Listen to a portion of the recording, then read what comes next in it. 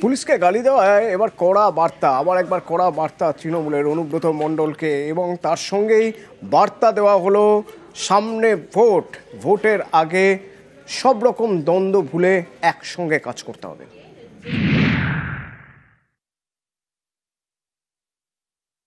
হ্যাঁ বলুন। তোর পশু ডেপুটেশন নিয়ে তোর বাংলো পড়তে যাবো, তোকে পার করে নিয়ে আসবো। পুলিশকে গালি অনুব্রত মণ্ডলের। বীরভূমের প্রাক্তন তৃণমূল সভাপতির এই কীর্তিতে তুমুল বিতর্ক। সেই ঘটনার পর শনিবার প্রথমবার নেতৃত্বের মুখোমুখি অনুব্রত। শনিবার ভবানীপুরের সুব্রত বক্সির অফিসে 21শে জুলাইয়ের প্রস্তুতির বৈঠকে শীর্ষ নেতৃত্বের নির্দেশে বৈঠক। নেতৃত্বে তৃণমূলের রাজ্য সভাপতি সুব্রত বক্সি। 21শে জুলাইয়ের প্রস্তুতির বৈঠকের পাশাপাশি অনুব্রত মণ্ডলের সঙ্গে আলাদা করে বৈঠক করে ঘাসফুল নেতৃত্ব। জানা গেছে, বীরভূমের কেষ্টর উদ্দেশ্যে তারা বলেন, এত প্রকাশ্য মন্তব্য কেন? এদিন ফের একবার অনুব্রত মণ্ডল জানান তিনি লজ্জিত। গালির অডিও ভাইরাল হতেই দল থেকে তাকে কড়া বার্তা দেওয়া হয়। তারপরেও তিনি লিখিতভাবে দুঃখ প্রকাশ করেন। তারপরেও বিতর্কে পুরোপুরি ধামাচাপা পড়েনি। গালির অডিওতে অনুব্রতর মুখে কাজলের নাম শোনা যায়। এই কাজল শেখ বীরভূমের জেলা সভাধিপতি। তার সঙ্গে অনুব্রত মণ্ডলের বিরোধ রয়েছে বলে শোনা যায়। দুজনেই বীরভূমে তৃণমূলের কোর কমিটির সদস্য।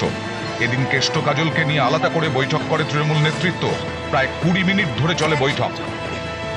তাদের বলা হয়, অনেক ভেবেচিন্তে বীরভূমে দল কোর কমিটি তৈরি করেছে। কোর কমিটির সবাইকে একসঙ্গে চলতে হবে। 26-এর ভোটের আগে নেতাদের মধ্যে দূরত্ব তৈরি করা যাবে না। কোনো ক্ষোভ থাকলে শীর্ষ নেতৃত্বকে জানাতে হবে, কিন্তু প্রকাশ্যে একে অপরের বিরুদ্ধে মুখ খোলা যাবে না। কোনো বেফাঁস মন্তব্য করাও যাবে না। বীরভূম জেলার মধ্যে যে বিরোধের কথা আমাদের মধ্যে প্রচারিত হয়, কোথাও কোথাও দুটি নামকে কেন্দ্র করে আজকে তাদের সঙ্গে একটি যৌথ বৈঠকের মাধ্যমে সমস্ত কিছু সুন্দরভাবে মিলে গেছে। বীরভূম থেকে আমাদের রেকর্ড সংখ্যক মানুষ এবার যৌথভাবে এই সমাবেশে যোগ দিতে আসে। জানা গেছে, এদিন দ্বন্দ্ব মেটাতে কড়া বার্তা দিয়েছেন তৃণমূলের শীর্ষ নেতৃত্ব। বুঝিয়ে দিয়েছেন, একজোট হয়ে লড়াইতেই ভোটে ভালো ফল পেয়েছে ঘাসফুল। আমরা সকলে মিলিতভাবে সংঘবদ্ধ হবে আলাপ আলোচনা সাপেক্ষে বীরভূম জেলাকে আগামী দিনে এগিয়ে নিয়ে যাব রাজ্য নেতৃত্বের নির্দেশে। নেতৃত্বের নির্দেশের পরেও বীরভূমে তৃণমূলের জট কাটেনি। এদিন কলকাতার বৈঠকের পর বীরভূমে কোর কমিটির বৈঠক ডাকেন বীরভূম জেলা তৃণমূলের চেয়ারম্যান আশিস বন্দ্যোপাধ্যায়। 21শে জুন সেই বৈঠকের কথা কোর কমিটির সদস্যদের জানিয়েও দেন। এর 1.5 ঘন্টা পর আলাদা বৈঠক ডাকেন অনুব্রত মণ্ডল। সেটা 25শে জুন। এতেই ক্ষুব্ধ আশিস বন্দ্যোপাধ্যায়। তিনি এ নিয়ে নেতৃত্বকে নালিশ জানিয়েছেন। বীরভূম জেলার 11টা বিধানসভা আছে, 11টাতেই তৃণমূল কংগ্রেস জয়যুক্ত হবে। মমতা বন্দ্যোপাধ্যায়, অভিষেক বন্দ্যোপাধ্যায় মনোনীত প্রার্থীরাই জয়যুক্ত হবে। বীরভূমে তৃণমূল ছাড়া কিচ্ছু নেই। পাখির চোখ 26-এর বিধানসভা ভোট। এখন থেকেই কোমর বেঁধে ময়দানে তৃণমূল। এবারের 21শে জুলাই তাই বাড়তি নজর। শনিবার সেই সমাবেশের প্রস্তুতি বৈঠক হয় ভবানীপুরে সুব্রত বক্সির অফিসে। বৈঠকে ছিলেন তৃণমূলের সব সাংগঠনিক জেলার সভাপতি এবং চেয়ারম্যান।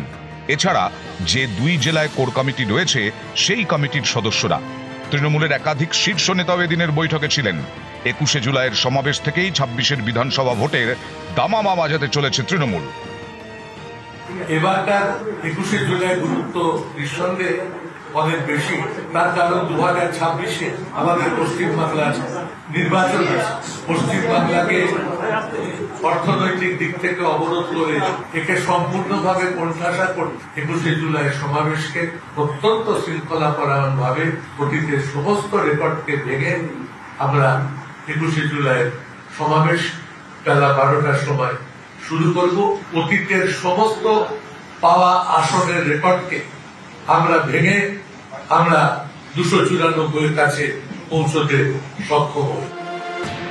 আগামী দিনে বীরভূমের নেতাদের মধ্যে কতটা পারস্পরিক সংযোগ বজায় থাকে তা নিয়ে প্রশ্ন তুলতে শুরু করছেন বিরোধী রাজনৈতিক দলের সদস্যরা।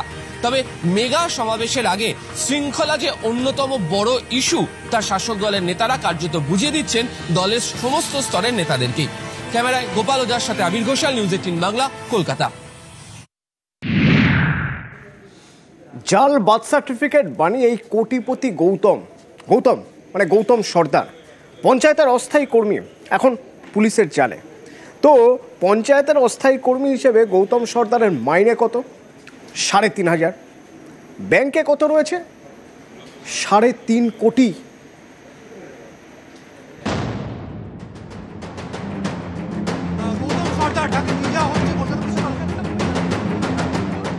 পাসপোর্টের জন্য আবেদন, নথি হিসাবে দেওয়া বার্থ সার্টিফিকেটে গরমিল, এই নিয়ে একের পর এক অভিযোগ। সম্প্রতি তদন্ত শুরু করে কলকাতা পুলিশ। তারা জানতে পারে এসব ভুয়ো সার্টিফিকেট ইস্যু করা হয়েছে দক্ষিণ 24 পরগনার গোসাবার পাঠানখালী গ্রাম পঞ্চায়েত থেকে, যেখানে বার্থ সার্টিফিকেট ইস্যু করেন গৌতম সর্দার, যিনি পঞ্চায়েতের চুক্তিভিত্তিক কর্মী। গৌতমকে হেফাজতে নেয় কলকাতা পুলিশ। তদন্তকারীরা তার ব্যাংক অ্যাকাউন্ট খতিয়ে দেখেন। জানা গিয়েছে গৌতমের বেতন 3,500 টাকা, অথচ তার ব্যাংক অ্যাকাউন্টে রয়েছে 3.5 কোটি টাকা। 2022 থেকে এই হিসেব বহির্ভূত টাকার রমরমা। ভুয়ো বার্থ সার্টিফিকেট তৈরির নামে টাকা তুলতেন গৌতম। একটা বার্থ সার্টিফিকেটের জন্য 2,500 টাকা। দক্ষিণ 24 পরগনা সহ বিভিন্ন জেলায় রয়েছে তার এজেন্ট। সেই সব এজেন্টরাই গৌতমের অ্যাকাউন্টে টাকা পাঠাতেন। নগদেও তার অ্যাকাউন্টে লেনদেন হয়েছে। কিভাবে ভুয়ো সার্টিফিকেট ইস্যু করতেন গৌতম সর্দার? তদন্তকারীদের দাবি, বার্থ সার্টিফিকেট ইস্যুর কাজ করতেন গৌতম। এই সার্টিফিকেট ইস্যু করতে গেলে ওটিপি জেনারেট হয়। ওটিপি ঢোকে পঞ্চায়েত প্রধানের মোবাইল ফোনে, কিন্তু কারসাজি করে পঞ্চায়েত প্রধানের বদলে নিজের মোবাইল নাম্বার দেন গৌতম। এরপর একের পর এক ভুয়ো বার্থ সার্টিফিকেট ইস্যু করেন। কলকাতা, হাওড়া, হুগলি জেলার অনেকেই ভুয়ো বার্থ সার্টিফিকেট পেয়েছেন। এভাবেই তৈরি করা হয়েছে 3,500 ভুয়ো বার্থ সার্টিফিকেট। মূলত জন্মের ভুয়ো শংসাপত্র তৈরি করা বাবদ যে টাকা গৌতম পেয়েছে, সেই টাকায় গচ্ছিত রয়েছে ব্যাংক অ্যাকাউন্টে, দাবি কলকাতা পুলিশের। ক্যামেরা কাঞ্চনের সঙ্গে অমিত, নিউজ 18 বাংলা, কলকাতা।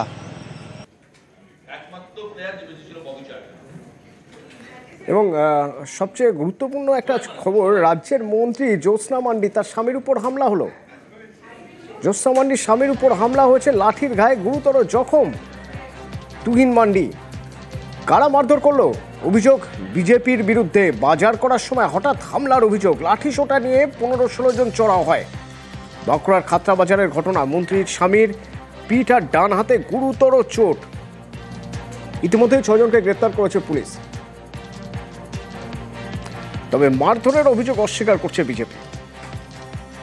অলরেডি সন্ধ্যে থেকেই ওরা লাঠি সোটা রড নিয়ে হুমকি চমকি এই জিনিসগুলো ওরা করছিল, বিজেপি আশ্রিত গুন্ডারা। হাজবেন্ড ওই রাস্তা দিয়ে বেরোচ্ছিলেন, তখন ওরা ছিল, তখন ব্যক্তিগতভাবে ওনাকে আক্রমণ করে। হাতে লেগেছে, ওরা চর ঘুষি লাঠি মেরেছে এবং হাতে লেগেছে, পিঠে খুব জোরে আঘাত লেগেছে, হাতটা মেবি ফ্র্যাকচার হয়েছে। পুলিশ প্রশাসনকে জানানো হয়েছে, তারা খুঁজছেন এবং 2-3 জনকে মনে হয় ধরেওছেন। দলগতভাবে আমাদের আজকে মিটিং আছে, আমাদের দলগত নির্দেশ এলে আমরা আমাদের তরফ থেকে আমরা মুভ করবো। তুহিন মান্ডির গুন্ডা বাহিনী আর এই শান্ত খাতড়াকে অশান্ত করার জন্য তারা সেখানে আসে, পুলিশ এবং র্যাব লাঠি চালায়। সেই কারণে তুহিন মান্ডি আঘাতপ্রাপ্ত হয়েছে। এর সঙ্গে ভারতীয় জনতা পার্টির কোনো কার্যকর্তা কোনরূপ ভাবেই যুক্ত নয়। এবং তারা এলাকা দখলের লড়াই, শান্ত খাতড়াকে অশান্ত পরিবেশ করার প্রয়াস। তৃণমূলের পায়ের তলার মাটি সরছে, ভারতীয় জনতা পার্টির মাটি হচ্ছে, আর সেই কারণে তারা এরকম প্রয়াস চালাচ্ছেন।